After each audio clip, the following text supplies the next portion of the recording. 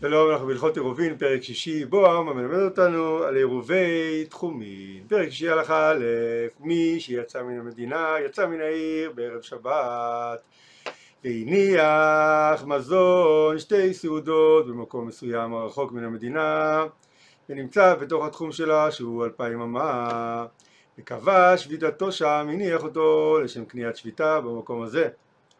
אף על פי שחזר למדינה, חזר לעירו לפני כניסת השבת ולן בביתו. מכל מקום נחשוב, מחשיבים אנו אותו כאילו שבת, כאילו בשעת כניסת השבת היה במקום שהניח בו את שתי הסעודות, ולכן מחשבים את התחומין ממקום הנחת המזון כפי שיבואר בהלכה הבאה, וזהו הנקרא עירובי תחומין. הלכה ב', ויש לו רשות להלך במקום עירובו למחר בשבת 2000 אמה לכל רוח. לפיכך, כיוון שעיקר שביתתו במקום העירוב בתחום השבת מחשיבים ממקום זה, לכן כשהוא מהלך במקום עירובו למחר 2000 אמה כנגד לצד של המדינה, אינו מהלך במדינה אלא עד סוף מידתו. אסור לו ללכת בכל העיר אלא רק ב2000 אמה הקרובים למקום העירוב. ואם הייתה המדינה מובלעת בתוך מידתו, אם כל העיר נמצאת בתוך 2000 אמה ממקום העירוב, תחשב המדינה כולה כ4 אמות, כאילו כל שטחה של העיר הוא רק 4 אמות. יש לי מידתו חוץ עליו, ואת שאר המקום המותר לו בהליכה יש להשלים או לחשב מסוף העיר והלאה. ושטחה של העיר ממעט את שיעור התחום רק ב4 אמות, כפי שבואר בהלכה הבאה. הלכה ג', כיצד? הרי שהניח את עירובו בריחוק של 1000 אמה מביתו שבמדינה, במרחק 1000 אמות מביתו שנמצא בקצה המזרחי של העיר, לרוח מזרח. נמצא מהלך, יכול ללכת למחר ממקום עירובו 2000 אמה לצד מזרח, וגם הוא מהלך ממקום עירובו 2000 אמה לצד מערב, שהוא הצד של העיר, 1000 אמה שמן העירוב עד ביתו, כי המרחק מהעירוב לביתו זה 1000 אמה. 1000 אמה נוספים מביתו לצד מערב בתוך המדינה, בתוך העיר. אינו מהלך במדינה אלא עד סוף 1000. בתוך העיר יכול ללכת רק עד סוף 1000 אמה מביתו, כשם מסתיימים 2000 אמה ממקום העירוב. היה מביתו עד סוף המדינה פחות מ1000 אמה, מביתו עד סוף המדינה, עד סוף העיר פחות מ1000 אמה. אפילו היה פחות מ1000 באמה אחת בלבד, שנמצאת מידתו קלת חוץ למדינה, שיעור 2000 אמה מותר לו ללכת לכיוון מערב, מסתיים מחוץ לעיר. באופן זה אין מידתו נגמרת במקום זה, אלא תחשב המדינה כולה רק כ4 אמות, ויהלך חוצה לה, יכול להוסיף ללכת מחוץ לעיר עוד 990 אמה, 996 אמה, שהוא תשלום 2000 אמה ממקום העירוב. הלכה ד', כיצד? מפסיד את ההילוך בעיר המניח עירובו ברשות היחיד.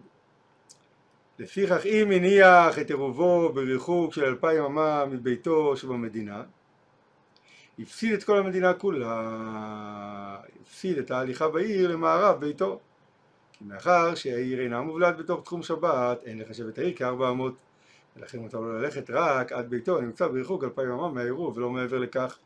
נמצא מהלך מביתו עד עירובו 2000 אמה, ומעירובו עוד 2000 אמה עד ביתו,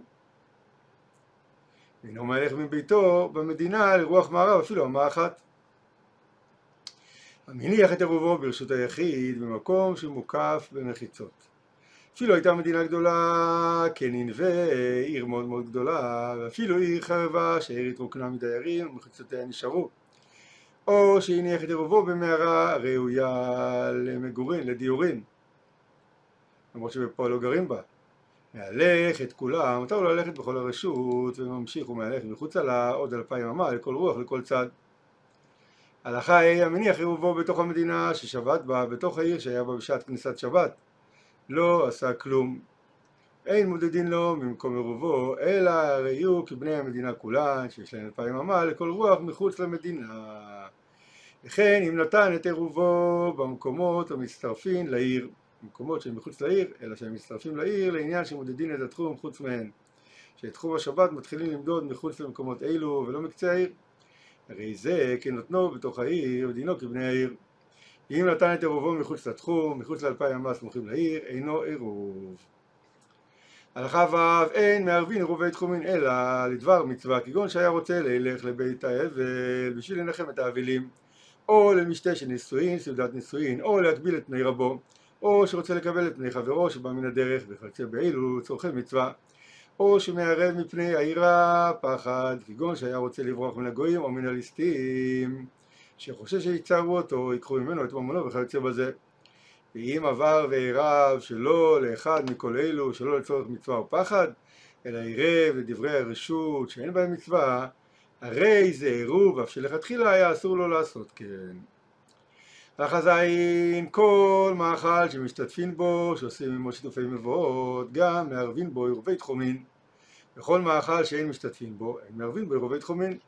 וכמה הוא שיעור המזון הנצרך עבור עירובי תחומין? מזון 2 סעודות לכל אחד ואחד שיוצא ידי חובה בעירוב. ואם היה לפתן, אם המאכל שעירב עמו היה דבר שהדרך ללפת בו את הפת ולא לאכלו כמות שהוא, שיעורו כדי לאכול בו 2 סעודות ללפת בו פת של 2 סעודות כמו השיתוף, כמו בשיתופי מבואות, שגם שם נאמר דין זה. הלכה ח' וצריך שיהיה הוא האדם המתכוון לקנות שביתה במקום מסוים, ועירובו המאכל שמניח לצורך העירוב במקום אחד באותה רשות, כדי שיהיה אפשר לו לאכלו, שיוכל ליטול את העירוב ולאכלו במקום שביתתו בין השמשות של כניסת השבת, שהוא הזמן של קניית העירוב. אך אם נמצא העירוב ברשות אחרת, לא יוכל ליטלו ולאכלו במקום שכוונתו לשבות. לפיכך אם מתכוון לשבות ברשות הרבים, והניח את עירובו ברשות היחיד, או נתכוון לשבות ברשות היחיד והניח את עירובו ברשות הרבים, אינו עירוב, מפני שאי אפשר לו להוציא את העירוב ברשות היחיד, ששם נמצא העירוב, לרשות הרבים ששם הוא מקום השביתה בין השמשות, אלא הוא יכול לעשות את זה בעבירה של הוצאה מרשות לרשות, כיוון שאינו יכול לאכלו בהיתר במקום שבכוונתו לשבות, אין עירובו נחשב עירוב. הלכה ט' אבל אם מתכוון לשבות ברשות היחיד או ברשות הרבים והניח את עירובו בכרמלית, מקום שאינו רשות היחיד ולא רשות הרבים, ורק חכמים גזרו שלא להוציא ממנו לרשות היחיד ולרשות הרבים, או שנתכוון לשבות בכרמלית והניח את עירובו ברשות היחיד או ברשות הרבים, הרי זה עירוב, ואף על פי שיש איסור הוצאה בכרמלית, מפני שבשעת קניית העירוב שהוא בין השמשות מותר להוציא ולהכניס מכל אחת משתי הרשויות לכרמלית לדבר מצווה, שכל דבר שהוא אסור מדברי סופרים לא גזרו עליו חכמים בין השמשות במקום מצווה, כאשר יש בכך מצווה או בשעת הדחק. עירוב תחומין נחשב כדבר מצווה, שהרי מערבים רק לצורך מצווה. הלכה י' נתנו במגדל, הוא שם את העירוב בארון ונעל אותו ועבד המפתח. אם יכול להוציאו בלא עשיית מלאכה אסורה מהתורה, הרי זה עירוב, אף שכדי להוציאו צריך לעשות מלאכה אסורה מדרבנן, שאין איסור לעשות בין השמשות במקום מצווה, אלא מלאכה גמורה מהתורה. נתנו בראש הקנה או הקונדס, זמורה דקה וארוכה, צומחים מן הארץ, אינו עירוב, כי אינו יכול ליטול את העירוב מראש הקנה, גזירה שמא יתלוש אותם ויעבור על איסור תורה. ואם היו תלושין ונעוצין שתלשו ממקום גידולם, ולאחר מכן נעצו אותם בקרקע, הרי זה עירוב. הלכה י"א כל המניח את עירובו, יש לו במקום עירובו 400 2 אמות לכל צד שנחשבים לרשות נפרדת. לפיכך המניח עירובי תחומין שלו בסוף התחום במרחק 2,000 אמה, וקודם בין השמשות נתגלגל העירוב ויצא חוץ לתחום ונמצא בתוך 2 אמות הסמוכות למקום הנחת העירוב, הרי זה נחשב עירוב וכאילו לא יצא העירוב ממקומו. אם יצא חוץ ל2 אמות הסמוכות למקום הנחת העירוב, אינו עירוב, שהרי נעשה חוץ לתחום. המניח את עירובו חוץ לתחום אינו עירוב, מפני שאינו יכול להגיע אל עירובו מחמת איסור תחומין. הלכה י"ב נתגלגל העירוב ויצא מחוץ ל2 אמות חוץ לתחום, או אבד העירוב, או נשרף, או שהיה תרומה ונטמע ואינו ראוי כלל לאכילה. אם היה זה מבעוד יום קודם שקיעת החמה, אינו עירוב. ואם היה זה מי שחשיכה לאחר צאת הכוכבים, הרי זה עירוב. מפני שזמן קניית העירוב הוא בין השמשות, בין שקיעת החמה לצאת הכוכבים. וכיוון שבבין השמשות היה העירוב קיים, כבר נקנה לו מקום שביתתו שם. ואם יש ספק האם נפסל העירוב מבעוד יום או משחשיכה, הרי זה עירוב, מפני שספק העירוב כשר. לפיכך, כיוון שספק עירוב כשר, אם נאכל העירוב בין השמשות, בין שקיעת החמה לצאת הכוכבים, שיש ספק על זמן זה אם הוא יום או לילה, הרי זה עירוב, שספק עירוב כשר. הלכה י"ג, אמרו לו שניים, צא וערב עלינו, אדם שאמרו לו שני אנשים שיצא ויניח עבורם עירובי תחומין. אחד עירב עליו מבעוד יום, ואחד עירב עליו בין השמשות. ולאחר מכן זה שעירב עליו מבעוד יום, נאכל עירובו בין השמשות, בזמן שהוא ספק יום וספק לילה. וזה שעירב עליו בין השמשות, נאכל עירובו משחשיכה. שניהם קנו עירוב, מפני שבין השמשות ספק הוא אם הוא יום או לילה. בין השמשות זה בין שקיעת החמה לצאת הכוכבים, ספק יום, ספק לילה. והכלל הוא ספק העירוב כשר. ואף על פי כן, ספק חשיכה, ספק לא חשיכה, בזמן בין השמשות אין מערבין עירובי תחומין לכתחילה. ורק בדיעבד, אם כבר עירב, הרי זה נחשב עירוב. הלכה י"ד, נפל על העירוב גל של אבנים מבעוד יום, לפני שקיעת השמש. אם יכול להוציאו בלא עשיית מלאכה של חפירה בגל, הרי זה כשר. אף על פי שעל מנת להוציאו, יצטרך לטלטל אבנים ועבור לאסור מוקצה, ושמותר להוציאו בין השמשות שאישת קניית העירוב. שדברים האסורים מדרבנן לא גזרו עליהם בין השמשות. ואם נפל עליו גל משחשיכה, הרי זה עירוב. ואף על פי שאי אפשר להוציאו אלא בעשיית מלאכה. כיוון שזמן קביעת העירוב זה בין השמשות, לפני שקיעת השמש, לפני צאת הכוכבים. ספק אם זה מבעוד יום נפל או משחשיכה, הרי זה כשר, שספק העירוב כשר. הלכה ט"ו, אבל אם עירב בתרומה שהיא ספק טמאה, שספק האם היא טמאה ואינה כשרה לעירוב, או טהורה וכשרה לעירוב. במקרה כזה אינו עירוב, מפני שאינה הסעודה הראויה. התרומה הזאת שנמצאת בספק אינה ראויה לאכילה. וכן אם היו לפניו שתי כיכרות של תרומה, אחת טהורה ואחת טמאה, ואינו יודע איזו היא משתיהן טהורה. חומת חוסר הידיעה שלו אמר, עירובי בטהורה בכל מקום שהוא, שנמצא בין הכיכרות, אינו עירוב, מפני שאין כאן סעודה ראויה לאכילה, כי הוא לא יכול לאכול, הוא לא יודע מה התרומה הטהורה. הלכה ט"ז, אמר, כיכר זו היום חול ולמחר קודש, הוא הקדיש בערב שבת כיכר לבית המקדש. ואמר שההקדש יחול רק למחר בשבת, והיום עדיין תהיה חולין, ועירב בה עירובו עירוב, מפני שבין השמשות עדיין לא נתקדשה באופן ודאי, כי שם הזמן הזה שייך עדיין ליום הקודם, מספק לא חלה עליו קדושה לעניין עירובי תחומין.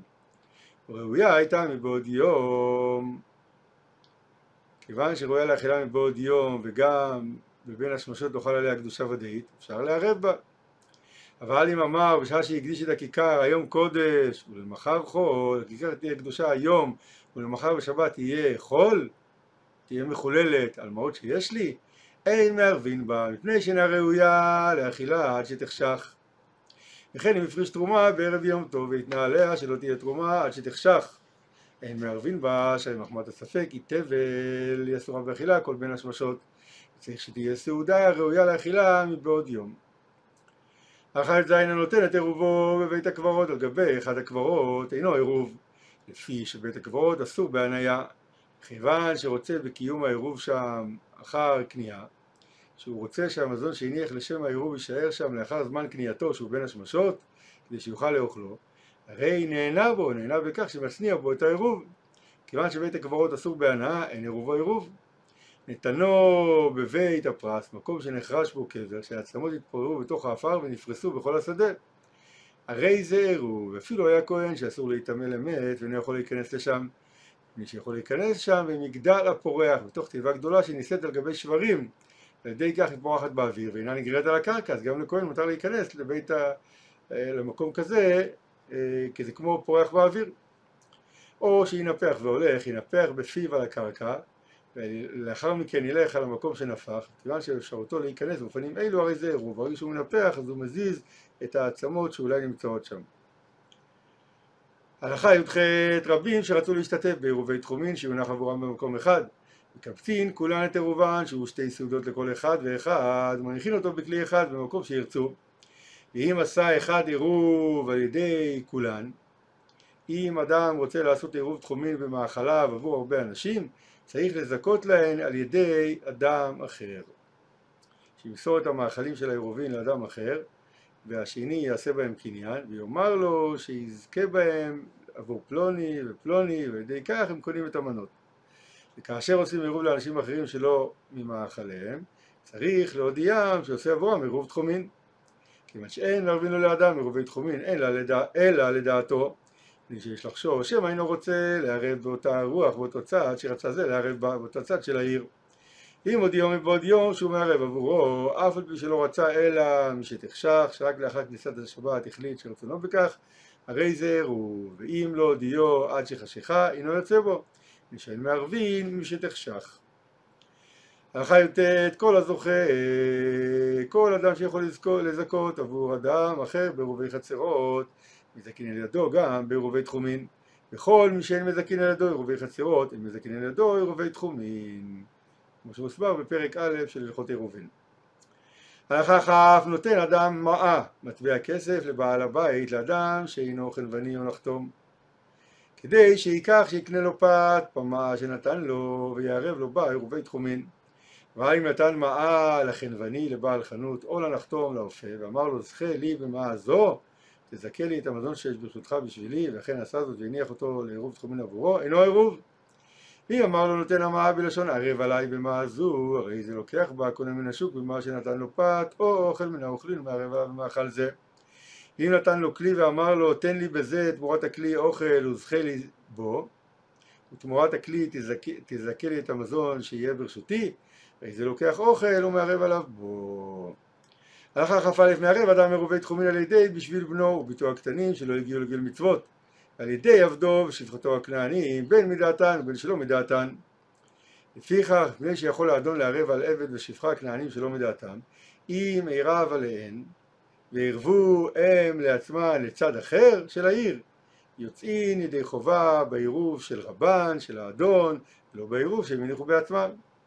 אבל אינו מערב, לא בשביל בנו וביתו הגדולים שהגיעו לגיל מצוות, ולא על ידי עבדו ושפחתו העבריים, ולא על ידי אשתו, אלא מדעתן, ואף על פי שהן אוכלים אצלו על שולחנו בקביעות, אין מערבים עליהם שלא מדעתם, כיוון שהם גדולים. ואם עירב עליהן ושמעו, ושתקו ולא מיחו שהם לא מעוניינים בעירוב, יוצאים ידי חובה בעירובו. ואם עירב על אחד מהן ועירבו הן לעצמן לרוח אחרת, אין לך מחאה גדולה מזו, ולכן הם יוצאים בעירוב של עצמן. קטן בן 6 שנים או פחות מגיל זה יוצא בעירוב של אמו, ואינו צריך להניח על המזון 2 סעודות לעצמו. לאחר כ"ב הרוצה לשלח את עירובו ביד אדם אחר, להניחו לו שהניח עבורו במקום שהוא רוצה לקבוע את שביתתו שם, הרשות בידו לעשות כן.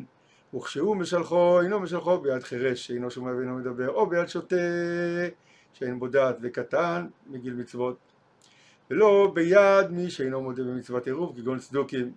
ואם שילח את העירוב בידם, אינו עירוב.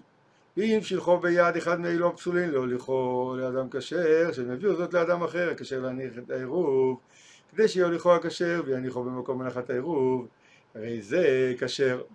ואפילו שילחו לאדם הכשר על הקוף או על הפיל, עירובו עירוב. והוא שיהיה עומד מרחוק עד שיראה את זה הפסול, החירש ודומיו, או את הבהמה, שהגיעו אצל הכשר שאמר לו להוליך את העירוב. וכן רבים שנשתתפו בעירובי תחומין שיונח עבור כולם ורצו לשלוח את עירובן ביד אחד, הרי אילו משלחין. לאחר כ"ג אחד או רבים שאמרו לאחד ערב עלינו ולא אמרו לו לאיזה צד של העיר, ועירב עליהם באיזה רוח שרצה, הרי זה עירוב ויוצאים בו ידי חובה ללכת מחוץ ל2,000 אמה, שהרי לא יחדו לו רוח, ולכן הוא יכול להחליט בעצמו. האומר לחברו ערב עליי בתמרים, הנח עבורי תמרים שיהיו מזון העירוב, ועירב עליו בגרוגרות תאנים מיובשות. וכן אמר לו ערב עליי בגרוגרות ועירב עליו בתמרים, או אם אמר לו הנח עירובי במגדל בארון והניחו בשובח, או שאמר לו להניחו בשובח והניחו במגדל, או שאמר לו להניחו בבית והניחו בעלייה בקומה שנייה, או שאמר לו להניחו בעלייה והניחו בבית, בכל המקרים האלו אינו עירוב. אבל אם אמר לו ערב עליי סתם, ועירב עליו בין בתמרים, בין בגרוגרות, בין בבית, בין בעלייה, הרי זה עירוב כמובן. לאחר כ"ד כשם שמברכין על עירובי חצרות ושיתופי מבואות כמובן בפרק א', כך מברך על עירובי תחומין. ולאחר מכן אומר, בזה העירוב יהיה מותר לי להלך ממקום זה 2000 אמה לכל רוח. ואם היה אחד מערב על ידי בשביל רבים, אומר, בזה העירוב יהיה מותר לפלוני ופלוני, או לבני מקום פלוני, או לבני עיר זו, להלך ממקום זה 2000 אמה לכל רוח. עד כאן פרק שישי, תודה רבה.